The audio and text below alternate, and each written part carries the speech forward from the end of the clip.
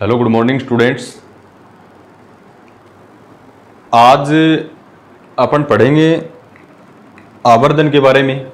इससे पहले लेक्चर में अपन ने आवर्धन किसे कहते हैं पढ़ा है। और आवर्धन तीन प्रकार के होते हैं, 3 टाइप्स ऑफ मैग्निफिकेशन। और उसमें सबसे पहले अपन ने कर लिया था पार्श्व या अनुप्रस्थ, लैटरल और ट्रांसवर्स मैग्निफिकेशन। और लैटरल और ट्रांसवर्स जो मैग्निफिकेशन है उसकी वैल्यू अपने को मिल चुकी है mt इक्वल्स टू μ1 अपॉन μ2 और इनटू में अपने को मिला है v अपॉन u। ये है अपना पार्श्व आवर्धन। इसके लिए अपन ने मैथमेटिकल कैलकुलेशन है वो की है। आज अपन सेकंड जो मैग्निफिकेशन है उसके बारे में डिस्कस करेंगे। इसके बारे में आपको पता है कि पहला जो आवर्धन है पार्श्व या अनुप्रस्थ आवर्धन, वो क्या होता है? प्रतिबिंब की ऊंचाई और बिंब की ऊंचाई का अनुपात पार्श्व या अनुप्रस्थ आवर्धन कहलाता है। The ratio of image of height of image और हाइट ऑफ ऑब्जेक्ट, जिसको mt से अपन शो करते हैं। तो यहां तक अपन ने कर लिया है। आज अपन डिस्कस करेंगे कि सेकंड जो अपने पास आवर्धन है और उसका नाम है अक्षीय आवर्धन। इससे पहला जो आवर्धन था पार्श्व आवर्धन, उसको अपन अनुप्रस्थ आवर्धन भी बोलते हैं। तो ध्यान रखना, अक्षीय आवर्धन को अनुदैर्घ्य आवर्धन भी बोलते हैं। अक्षीय आवर्धन, जिसको इंग्लिश में बोलते हैं एक्सियल मैग्निफिकेशन। Axial magnification. अब आवर्धन क्या होता है कि प्रतिबिंब का आकार और बिंब के आकार का अनुपात जो है, आकार में सबसे पहला जो आवर्धन अपन ने किया पार्श्व आवर्धन, उसमें अपन ने सबसे पहले लिया था प्रतिबिंब की ऊंचाई और बिंब की ऊंचाई का अनुपात। अब देखो अपन क्या करते हैं, ये जो अक्षीय आवर्धन है इसका एक फॉर्मूला है, अक्षीय आवर्धन इक्वल्स टू होता है, ऊपर तो अपन लेंगे प्रतिबिंब की लंबाई, प्रतिबिंब की लंबाई और अपॉन में बिंब की लंबाई। देखो कोई भी आवर्धन हो, ऊपर आएगा प्रतिबिंब और नीचे आएगा बिंब। तो पार्श्व आवर्धन में क्या था? प्रतिबिंब की ऊंचाई और बिंब की ऊंचाई का अनुपात पार्श्व आवर्धन था। अक्षीय आवर्धन किसे कहेंगे? डेफिनेशन में क्या लिखना है? प्रतिबिंब की लंबाई और बिंब की लंबाई का अनुपात अक्षीय आवर्धन कहलाता है। या इसको अपन क्या लिख सकते हैं? Axial magnification. और जिसको देखो एक्सियल को ए से शो करते हैं, तो आवर्धन को लिखते हैं स्मॉल m से, और अक्षीय आवर्धन है तो इसके नीचे लगा देते हैं अपन a। और पार्श्व आवर्धन में क्या लगाया था? t, mt। तो एम ए इक्वल्स टू प्रतिबिंब की लंबाई यानी लेंथ ऑफ इमेज और अपॉन में लेंथ ऑफ ऑब्जेक्ट। अब बात आती है ऊंचाई और लंबाई में क्या डिफरेंस है। पहला जो आवर्धन पढ़ा था पार्श्व आवर्धन, वो तक क्या था? प्रतिबिंब की ऊंचाई और बिंब की ऊंचाई का अनुपात, हाइट ऑफ इमेज और हाइट ऑफ ऑब्जेक्ट। अब लंबाई और ऊंचाई के लिए आपको मैं बता देता हूं कि लंबाई और ऊंचाई में डिफरेंस है वो क्या है। यहां लंबाई किसको बोल रहा है? जैसे अपन जनरली देखें तो यही लंबाई है इस ऑब्जेक्ट की और ये इसकी हाइट है, लेकिन ये इस लंबाई की बात नहीं करता है इस टॉपिक में। ये बात करता है ऑब्जेक्ट की चौड़ाई की। तो इसको आप विड्थ ऑफ इमेज और विड्थ ऑफ ऑब्जेक्ट भी बोल सकते हो। यानी प्रतिबिंब की चौड़ाई और बिंब की चौड़ाई का अनुपात भी क्या है? अक्षीय आवर्धन। लेकिन ऐसा अपन इसको बोलेंगे नहीं, क्योंकि ऑप्टिक्स में इस विड्थ को लंबाई बोलता है, इसकी जो चौड़ाई होती है इसको लंबाई बोलता है। इसका रीजन है एक, और इसको बोलते हैं अपन हाइट। तो दोनों में डिफरेंस आपको समझना है। तो बात करें अपन इसके मैथमेटिकल कैलकुलेशन की, तो सबसे पहले अपने गोलीय अपवर्तक पृष्ठ लेते हैं। ये इस प्रकार का अपने पास कोई गोलीय अपवर्तक पृष्ठ है।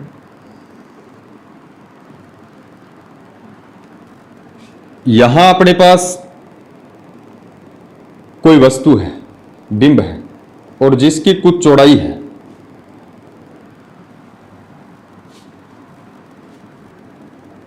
तो एक प्रकाश की जो किरण है वो यहां से निकलेगी, इसके ऊपर गिरेगी, और यहां से इसका अपवर्तन होने के बाद में ये इस प्रकार से जाएगी। दूसरी कोई प्रकाश की किरण है, जैसे यहां इसका सेंटर है, तो सी से होके जाएगी, वो अपने पथ से बिना विचलित हुए सीधा गमन कर जाती है, और यहां बनती है इमेज। यहां प्रतिबिंब का निर्माण होता है। ये पॉइंट सी है, ये ध्रुव है, जिसको अपन एम से लिख देते हैं, कैपिटल एम से, और ये है अपना ऑब्जेक्ट, और ये है अपनी इमेज। ये जो कोण बनाया था अपन ने, ये है θ1, और ये होता है θ2, जिसको -θ2 भी अपन लिख सकते हैं। अब देखो, ये कहता है कि प्रतिबिंब की लंबाई, लंबाई की बात ये नहीं कर रहा मैं, लंबाई बोलता है चौड़ाई। कोई वस्तु है जिसकी कुछ ना कुछ चौड़ाई है, जैसे ये रख दिया अपन ने, तो इसकी चौड़ाई देखो, इसकी जो दूरी है ध्रुव से लेके यहां तक की जो दूरी है, जिसको अपन यू से लिखते हैं, तो इस u के रेस्पेक्ट में ये बहुत ही छोटी दूरी है, तो इसको अपन क्या बोल सकते हैं? du। अपन ने मान लिया कि जो वस्तु है उसकी जो चौड़ाई है वो क्या है? du। चौड़ाई को यहां पर लंबाई बोल रहा है, ध्यान रखना। और ये जो दूरी है ध्रुव से लेके बिंब की जो दूरी है, सॉरी प्रतिबिंब की जो दूरी है, उसको v से लिखते हैं। तो अब की बार जो प्रतिबिंब बना है उसकी चौड़ाई है वो मान लें dv है। d का मतलब है अल्पांश। ये v इतनी है तो इसके रेस्पेक्ट में अल्पांश यानी छोटी दूरी dv। ये u है तो इसके रेस्पेक्ट में अल्पांश du। तो यहां ये बोल रहा है कि प्रतिबिंब की लंबाई क्या है? du। इस लंबाई की बात नहीं कर रहा मैं, इस चौड़ाई की बात कर रहे हैं अपन। और अपोन में बिंब की लंबाई du। इन दोनों का जो अनुपात होगा वो अक्षीय आवर्धन कहलाएगा। इसको आप ये भी लिख सकते हो, प्रतिबिंब की चौड़ाई और बिंब की चौड़ाई का अनुपात अक्षीय आवर्धन कहलाता है। तो दूसरा आवर्धन है अपना अक्षीय आवर्धन, जिसको बोलते हैं एक्सियल मैग्निफिकेशन। अक्षीय आवर्धन का डेफिनेशन आपको क्या लिखना है? प्रतिबिंब की लंबाई और बिंब की लंबाई का अनुपात अक्षीय आवर्धन कहलाता है, जिसे ma से व्यक्त करते हैं। और axial magnification ma equals to the ratio of length of image and length of object is known as axial magnification. It's represented by ma equals to length of image और लेंथ ऑफ ऑब्जेक्ट। तो इस diagram की help से मैं इसको क्या लिख सकता हूं? ma equals to length of image. Length of image कितनी है? इमेज जो है उसकी लेंथ को बोलता है ये चौड़ाई, यानी dv, upon length of object है du। इसको कह देते हैं अपन इक्वेशन फर्स्ट। आवर्धन के बारे में अपन ने बात की थी कि आवर्धन क्या काम आता है। जब भी दर्पण, लेंस या कोई भी पृथक पृष्ठ से प्रतिबिंब का निर्माण होता है तो बिंब और प्रतिबिंब दोनों में रिलेशन क्या है? यानी जो प्रतिबिंब बना है वो बिंब से कितने गुना छोटा बना है, कितने गुना बड़ा बना है, कितना लंबा बना है, कितना चौड़ा बना है, इस प्रकार से। तो पहला जो आवर्धन था पार्श्व आवर्धन, उसमें अपन चेक कर रहे थे कि प्रतिबिंब की ऊंचाई जो है वो बिंब की ऊंचाई के साथ किस प्रकार से घट रही है या किस प्रकार से बढ़ रही है। वो न्यूमेरिकल बेस पे पता चलेगा अपने को कि प्रतिबिंब की ऊंचाई किस प्रकार से घट रही है, किस प्रकार से बढ़ रही है। दूसरा जो आवर्धन है अक्षीय आवर्धन, वो क्या चेक करने की कोशिश करता है कि प्रतिबिंब की चौड़ाई बिंब के साथ किस प्रकार से घट रही है या किस प्रकार से बढ़ रही है। यानी बिंब और प्रतिबिंब के जो आकार हैं उनमें तुलना करने के लिए आवर्धन का उपयोग किया जाता है।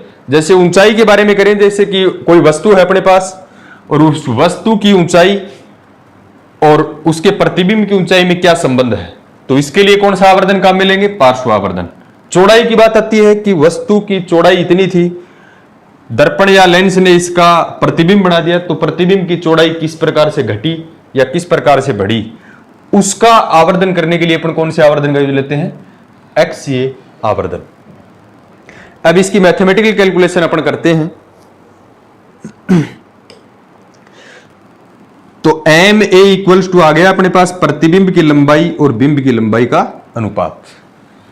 इसके लिए अपन एक रिलेशन जानते हैं बिंब प्रतिबिंब सूत्र से। मैंने आपको बताया था कि जो सेकंड लेक्चर अपन ने पढ़ा था, थर्ड लेक्चर, जिसमें गोलीय पृष्ठ से जो अपवर्तन था, वो टॉपिक आप जरूर देखें। नहीं देखा है तो उसके बिना कोई भी मेथड या कोई भी टॉपिक पॉसिबल नहीं। तो उसको बोलते हैं बिंब प्रतिबिंब सूत्र। ऑब्जेक्ट इमेज फॉर्मूला, बिंब प्रतिबिंब सूत्र से। और बिंब प्रतिबिंब जो सूत्र है वो क्या है?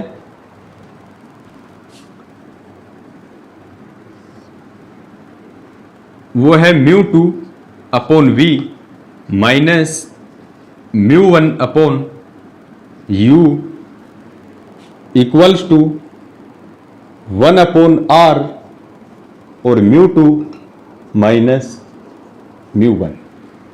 यह है अपना बिंब प्रतिबिंब सूत्र। यहां से अपने को क्या चाहिए? dv upon du। dv upon du चाहिए, तो इस इक्वेशन का अपन क्या करेंगे? u के सापेक्ष डिफरेंशिएशन करेंगे, u के रेस्पेक्ट में इसका अवकलन करते हैं। तो चलो इसका अवकलन करते हैं। By differentiation with respect to u के सापेक्ष अवकलन करने पर, देखो μ1 क्या है? कांस्टेंट है। μ2 क्या है? कांस्टेंट है। r radius, this is also constant, ये भी कांस्टेंट है। तो इसके लिए अपन क्या करेंगे?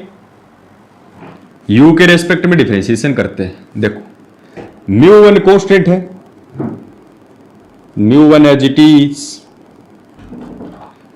1 अपॉन v का, 1 अपॉन x का क्या होता है? x के रेस्पेक्ट में minus 1 upon x square, minus 1 upon x square.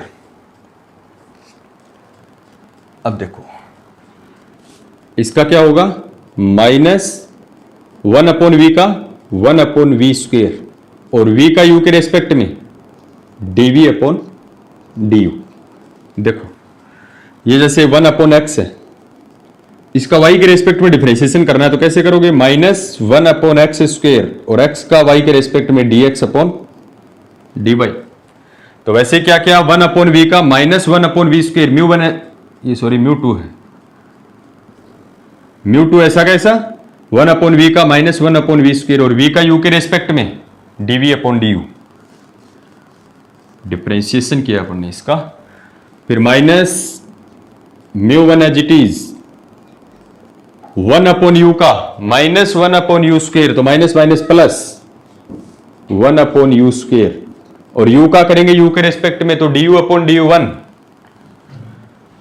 और इक्वल्स टू, ये सारी चीजें कांस्टेंट है।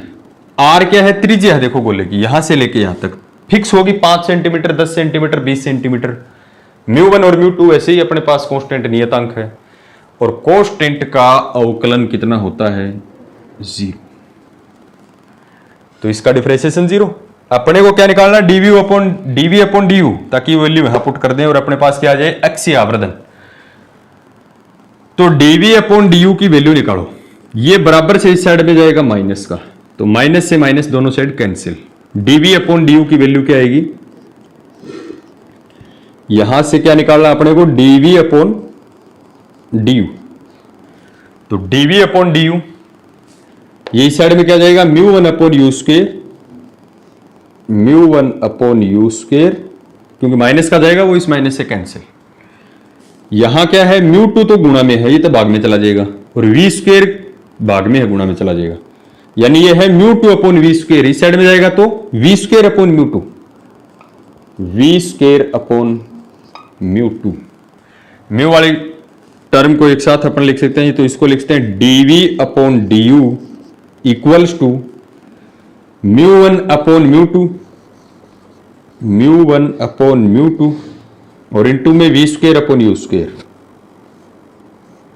We square upon u square. This is equation number 2।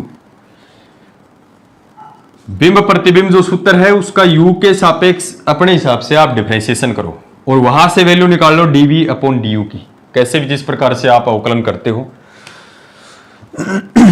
अब क्या करेंगे, इस dv अपॉन du की वैल्यू पुट करें इक्वेशन फर्स्ट में, तो क्या आ जाएगा ma क्या है, अक्षीय आवर्धन। Putting this value in equation first, तो बेचारे इक्वेशन फर्स्ट में इसकी वैल्यू रखते हैं, तो 1 इंप्लाइज एम ए अक्षीय आवर्धन m a, dv upon d u की value mu one upon mu two और इनटू में v square upon u square. ये जो फॉर्मूला है ये अक्षीय आवर्धन का फॉर्मूला है। इससे पहले अपन ने क्या किया था, पार्श्व आवर्धन, वो क्या था, m t equals to mu one upon mu two into v upon u. तो ये अपना सेकंड आवर्धन है, ये कंप्लीट है। इसके बाद में एक छोटा सा थर्ड जो आवर्धन है उसके बारे में अपन डिस्कस करते हैं। देखो थ्योरी में कुछ नहीं लिखना, अक्षीय आवर्धन क्या होता है, प्रतिबिंब की लंबाई और बिंब की लंबाई, लंबाई का मीनिंग ये नहीं हाइट, इसकी चौड़ाई की बात कर रहे हैं, एमए से इसे व्यक्त करते हैं। अर्थात एमए बराबर क्या लिखोगे, प्रतिबिंब की लंबाई बटा बिंब की लंबाई। अक्षीय आवर्धन के लिए मैथमेटिकल कैलकुलेशन आपको करके दिखानी है, बाकी कोई भी थ्योरी, किसी भी प्रकार की थ्योरी नहीं लिखनी है। डायग्राम बनाओ और मैथमेटिकल कैलकुलेशन से इसको ये करके दिखाओ। और एमए इक्वल्स टू क्या होता है, mu one upon mu two into v square upon u square. यदि अपने हाथ से स्क्वेयर को हटा दें तो ये कौन सा आवर्धन बन जाए, एमटी। एमटी का मतलब पार्श्व आवर्धन। अब तीसरे आवर्धन की बात कर लेते हैं अपन। थर्ड जो मैग्निफिकेशन है, यहीं से बता देता हूं। तो हेडिंग लगाओगे 3 नंबर मैग्निफिकेशन और नाम है कोणीय आवर्धन। और कोणीय आवर्धन को क्या बोलते हैं, एंगुलर मैग्निफिकेशन। देखो बिल्कुल छोटा सा है, खाली पहले वाले जो 2 आवर्धन है वो काफी इंपॉर्टेंट है, ये तो छोटा सा है। देखो कैसे, कोणीय आवर्धन एंगुलर मैग्निफिकेशन क्या होता है, कोणीय है तो कोण के बारे में बताता है कि बिंब है वो मुख्य एक्सिस से कितने कोण पर झुका हुआ है, और प्रतिबिंब है वो मुख्य एक्स ही होती है, प्रिंसिपल एक्सिस, इससे कितने कोण पर झुका हुआ है। कोणों के लिए आपको मैग्निफिकेशन निकालना, आवर्धन निकालना, तो उसको बोलते हैं कोणीय आवर्धन। जैसे देखो सबसे पहले पार्श्व आवर्धन था, बिंब और प्रतिबिंब की ऊंचाई के बारे में बताता है। दूसरा आवर्धन क्या था, अक्षीय आवर्धन, क्या बताता है, बिंब और प्रतिबिंब की चौड़ाई के बारे में बताता है। तीसरा कोणीय आवर्धन क्या बताता है, बिंब और प्रतिबिंब मुख्य अक्ष से कितने कोण पर झुके हुए हैं, उन कोणों के बारे में बताता है। तो देखो इसको कोणीय आवर्धन के लिए मैं लिख देता हूं कि ये देखो θ1 किसके साथ है, आपतित प्रकाश किरण, इंसिडेंट लाइट रे। आपतित जो प्रकाश, देखो ये आपतित प्रकाश किरण है, ये अपवर्तित प्रकाश किरण। आपतित प्रकाश किरण का मुख्य अक्ष के साथ बनाया गया कोण θ1 है। अपवर्तित प्रकाश का मुख्य अक्ष के साथ बनाया गया कोण क्या है, θ2 है। तो आवर्धन कोई भी हो, पहले ऊपर तो आता है प्रतिबिंब का और नीचे आता है बिंब का। तो प्रतिबिंब की इसकी बात करें तो ये क्या है, मैं आपको बता देता हूं कि अपवर्तित प्रकाश किरण का मुख्य अक्ष के साथ बनाए गए कोण की स्पर्शज्या। अपवर्तित प्रकाश किरण का मुख्य अक्ष के साथ बनाए गए कोण की स्पर्शज्या, स्पर्शज्या किसको बोलते हैं, tan को, यानी tan θ2, तथा आपतित प्रकाश किरण का मुख्य अक्ष के साथ बनाए गए कोण की स्पर्शज्या tan थीटा 1, दोनों का अनुपात क्या कहलाता है? कोणीय आवर्धन कहलाता है। यानी कोणीय आवर्धन को मैं क्या लिखता हूं? कोणीय आवर्धन को m से लिख के नीचे लिखते हैं थीटा से। यानी ये क्या होता है? tan theta 2 upon tan theta 1। तो डेफिनेशन क्या बनाओगे? प्रतिबिंब का मुख्य अक्ष के साथ बनाए गए कोण की स्पर्शज्या और बिंब का मुख्य अक्ष के साथ बनाए गए कोण की स्पर्शज्या, ऐसे भी लिख सकते हो, लेकिन थोड़ा सा ध्यान में रखना है। अपवर्तित प्रकाश किरण का मुख्य अक्ष के साथ बनाया गया, देखो ये मुख्य अक्ष है, प्रिंसिपल अक्ष बोलते हैं, ये अपवर्तित प्रकाश किरण। अपवर्तित प्रकाश किरण तथा मुख्य अक्ष के मध्य बनने वाले कोण की स्पर्शज्या यानी tan थीटा 2 तथा आपतित प्रकाश किरण और मुख्य अक्ष के बीच में बनने वाले कोण की स्पर्शज्या यानी tan थीटा 1 का अनुपात कोणीय आवर्धन कहलाता है। डेफिनेशन में ऐसे लिखना है, इसको m थीटा से व्यक्त करते हैं, अर्थात m theta equals to tan theta 2 upon tan theta 1। तो आप इसको फॉर्मूले को डायरेक्ट भी लिख सकते हो यदि डेफिनेशन नहीं लिखते हो। यानी ये टेंजेंट है ऑफ इमेज एंगल, यानी the ratio of tangent of image angle and the tangent of object angle is known as angular magnification. It's represented by m theta equals to tan theta 2 upon tan theta 1। एक बात मैं आपको बता देता हूं, यदि theta 1 और theta 2 बहुत ही छोटे कोण हैं, यहां से आप क्या लिखते हो? If theta 1 and theta 2 are very small angle, बहुत ही छोटे कोण है तो tan थीटा को क्या लिख सकते हो? लगभग बराबर sin थीटा के। तो इसको ये भी लिख सकते हो आप m theta equals to tan को क्या लिखते हो? sin theta 2 upon sin theta 1। इसको ये भी लिख सकते हो, दोनों ही फॉर्मूले इंपोर्टेंट। तो अपन ने आवर्धन पढ़ लिया और आवर्धन कितने प्रकार के, काफी अच्छा टॉपिक बनता है। 100% एग्जाम में मैग्निफिकेशन में से कुछ ना कुछ पूछता है। अगर आपसे ये पूछे कि आवर्धन किसे कहते हैं तो 1.5 के अंदर बनता है। आवर्धन कितने प्रकार के होते हैं समझाइए। आवर्धन 3 प्रकार के होते हैं, पार्श्व आवर्धन, अक्षीय आवर्धन और कोणीय आवर्धन। mt, m थीटा और ma। mt की वैल्यू अपन ने निकाली है μ1 अपॉन μ2 इंटू v अपॉन u। अक्षीय आवर्धन क्या निकाला अपन ने? ma equals to μ1 upon μ2 into v अपॉन u का स्क्वायर। और m थीटा इक्वल टू होता है tan theta 2 upon tan theta 1, या फिर इसको लिखते हैं sin theta 2 upon sin theta 1। तो आवर्धन जो है वो बड़ा लेक्चर है, वो कंप्लीट है। जो भी प्रॉब्लम्स हैं आप कमेंट में पूछ सकते हो। आई होप आप सभी को समझ में आया होगा।